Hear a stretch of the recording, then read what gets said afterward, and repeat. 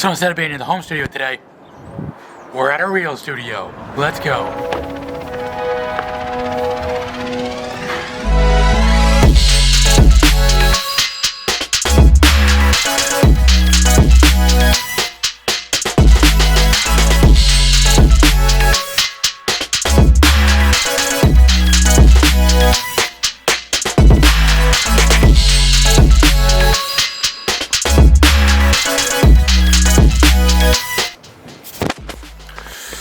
What's up everybody, Nate here with FadedFilmMedia, not in the home studio for once today.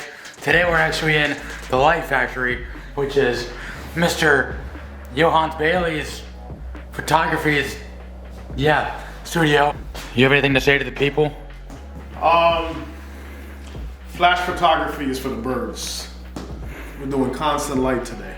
Slapped a 300, so 600 watt constant, 300 watt constant. That way we're getting photos and video at the same time. Okay, so kind of what we're doing today is I volunteered to help him with his shoot real quick. So that's what we're doing. And also, I forgot what I was talking about. What I'm doing here today is I kind of want to talk about if you actually need a studio or not. Like, are you good with a home studio like with what I got? Or do you need a studio like this guy and his team? But you know, like when you get to like a certain point with your video business, your photo business, whatever, it's like, okay, so what do I need to do to take it to the next level? And sometimes that step is actually getting a studio. It's necessary, but it's not always necessary. Like for me, I actually had a studio with them. Oh shit, it's all over. Oh no. We had a studio together beforehand, and it just kind of got to a point where like they outgrew the space because he has a team. They're running their business, and there's more people involved in the process and all that. For me, what I do, it's just me, and then when I outsource work, well, they don't need to come to my studio. It's all like, come to this location with me. So I don't really have a need for a studio, and then most of the client work that I do, I just go to the place. I go to like their place of business, or if it's like a wedding, client that wants to talk, we just like hop on FaceTime quick, or hop on a call, anything like that. So you don't really need a studio if you're doing calls, but that's me. That works well for my little at-home setup, and plus there's no additional cost. I had a studio, like I said, and it just, the cost-benefit analysis, which is basically what you have to do for this kind of thing, is, you know, what's the amount of money that I'm paying to have a space?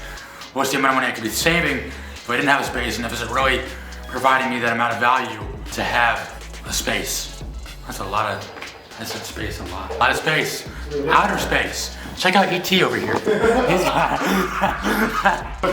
I'm not even phoning home anymore. Right now we're just kind of setting up for a shoot. But you know, you have this big space now, and this is kind of like where we differentiated is I went to like a home studio but you took it one step farther. Instead of doing a home studio, went the 3 times the space. Just because, you know, some of the clients that I have, like I do a lot of portraits. So a lot of my portrait clients, they need room. Like for instance, we're about to set up now for a birthday session. So she's probably gonna come in with balloons and things like that. So we probably need the space, you know.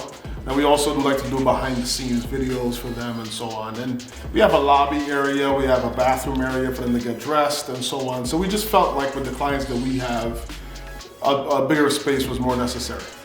But then also you guys are meeting with like, you're having like board meetings here too. Cause what, you're running Yohance? For me, it's just, I just got FadedFilmMedia, that's all I got. You have several businesses. Like what? You said like having a studio is not just having a studio, it's also a ton of bills we gotta pay. I mean, we gotta pay the lease here, you know, electric, you know, internet, all that kind of stuff. So it's kind of, it gets kind of expensive. You know, it can cause a little bit of stress, so you gotta really think about that before you decide to get a studio. A little sandbag action. Where does it go? There we go.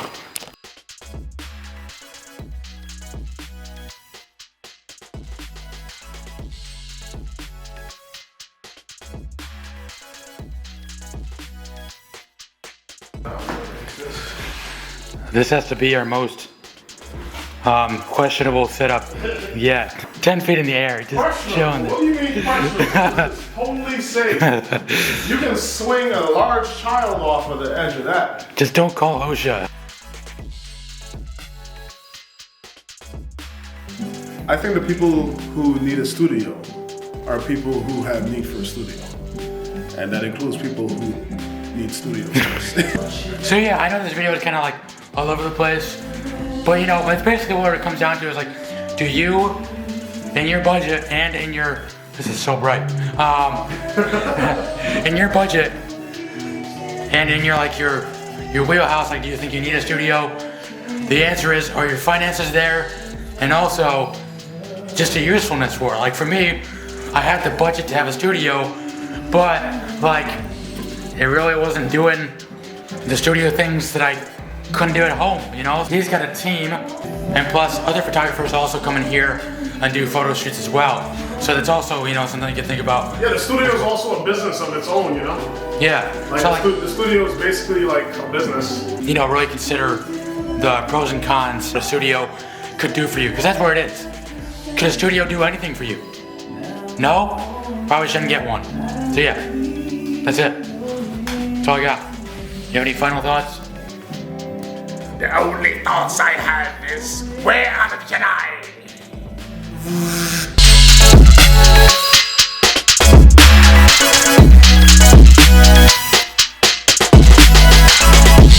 That $1 billion lotto. Yo, I need those lottery tickets.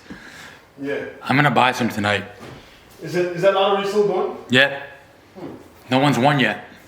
Don't worry. It's waiting for you. Don't worry, if I win, I'll share the earnings. Yeah? I'll spread the love. If you win, you should get an FX3.